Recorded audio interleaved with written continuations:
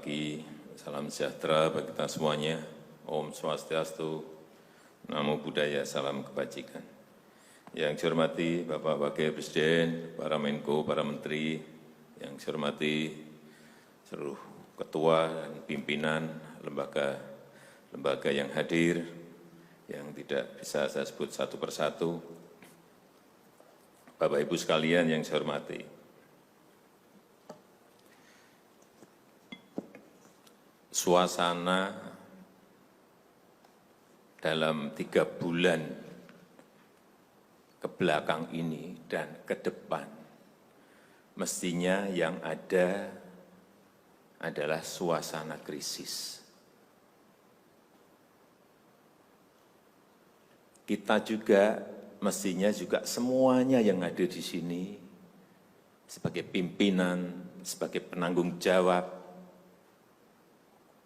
kita yang berada di sini ini bertanggung jawab kepada 260 juta penduduk Indonesia. Tolong digarisbawahi.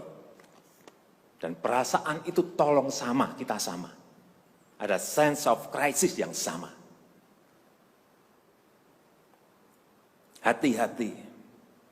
OECD terakhir sehari 2 hari yang lalu menyampaikan bahwa growth, pertumbuhan ekonomi dunia terkontraksi 6, bisa sampai ke 7,6%. 6 sampai 7,6% minusnya. Bank Dunia menyampaikan bisa minus 5%. Perasaan ini harus sama. Kita harus ngerti ini. Jangan biasa-biasa saja. Jangan linier. Jangan menganggap ini norma. Bahaya sekali kita. Saya melihat masih banyak kita yang menganggap ini normal.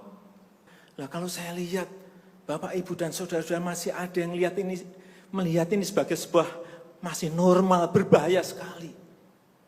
Kerja masih biasa-biasa saja. Ini kerjanya memang harus ekstra luar biasa, extraordinary. Perasaan ini tolong sama. Kita harus sama perasaannya, kalau ada yang berbeda satu saja sudah berbahaya. Jadi, tindakan-tindakan kita, keputusan-keputusan kita, kebijakan-kebijakan kita, suasana adalah harus suasana krisis. Jangan kebijakan yang biasa-biasa saja, menganggap ini sebuah kenormalan. Apa-apaan ini? Mestinya suasana itu ada semuanya. Jangan memakai hal-hal yang standar pada suasana krisis. Manajemen krisis sudah berbeda semuanya mestinya. Kalau perlu kebijakan perpu, ya perpu saya keluarkan. Kalau perlu perpres saya keluarkan.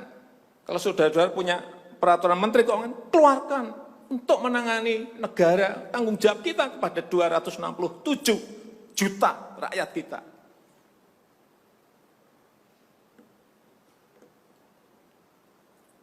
Saya lihat masih banyak kita ini yang seperti biasa-biasa saja. Saya jengkelnya di situ. Ini apa enggak punya perasaan, suasana krisis.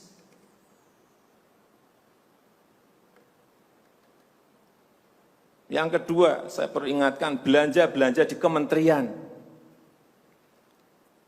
Saya lihat laporan masih biasa-biasa saja. Segera keluarkan belanja itu secepat-cepatnya, karena uang beredar akan semakin banyak, konsumsi masyarakat nanti akan naik. Jadi belanja-belanja kementerian tolong dipercepat.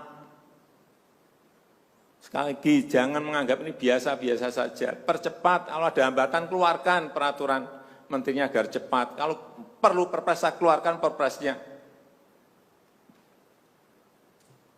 Untuk pemulihan ekonomi nasional misalnya saya berikan contoh. Bidang kesehatan. Itu dianggarkan 75 triliun. 75 triliun. Baru keluar 1,53% coba. Uang beredar di masyarakat kerem ke situ semua. Segera itu dikeluarkan dengan penggunaan-penggunaan yang tepat sasaran, sehingga men-trigger ekonomi. Pembayaran tunjangan untuk dokter spesialis, untuk tenaga medis, segera keluarkan. Belanja-belanja untuk peralatan, segera keluarkan. Ini sudah disediakan 70-an triliun seperti itu. Bansos yang ditunggu masyarakat, segera keluarkan. Kalau ada masalah, lakukan tindakan-tindakan lapangan. Meskipun sudah lumayan, tapi baru lumayan. Ini extraordinary. Harusnya 100%. Di bidang ekonomi juga sama. Segera stimulus ekonomi bisa masuk ke usaha kecil, usaha mikro. Mereka nunggu semuanya. Jangan biarkan mereka mati dulu baru kita bantu, nggak ada artinya.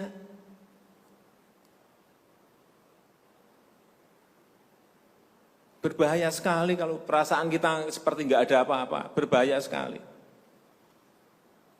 Usaha mikro, usaha kecil, usaha menengah, usaha gede, perbankan, semuanya yang berkaitan dengan ekonomi manufaktur, industri, terutama yang padat karya, beri prioritas pada mereka supaya enggak ada PHK. Jangan sudah PHK gede-gedean, duit rupiah pun belum masuk ke stimulus ekonomi kita. Hanya gara-gara urusan peraturan. Ini extraordinary. Saya harus ngomong apa adanya, nggak ada progres. Yang signifikan nggak ada.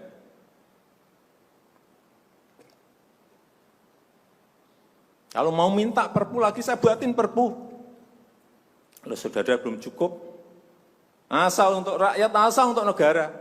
Saya pertaruhkan reputasi politik saya.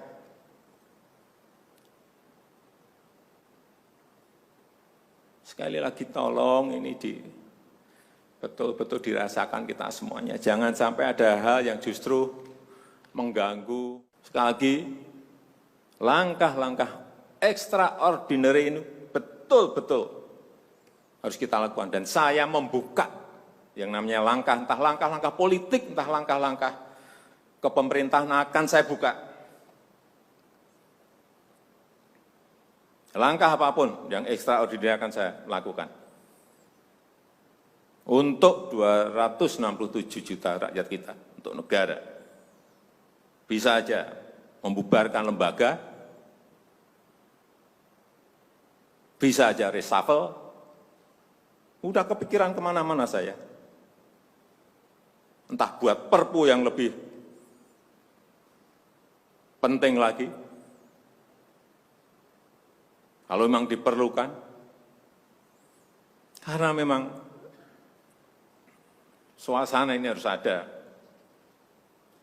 Kalau suasana ini tidak, Bapak Ibu tidak merasakan itu, sudah. Artinya tindakan-tindakan yang extraordinary keras akan saya lakukan. Saya rasa itu yang bisa saya sampaikan pada kesempatan yang baik ini.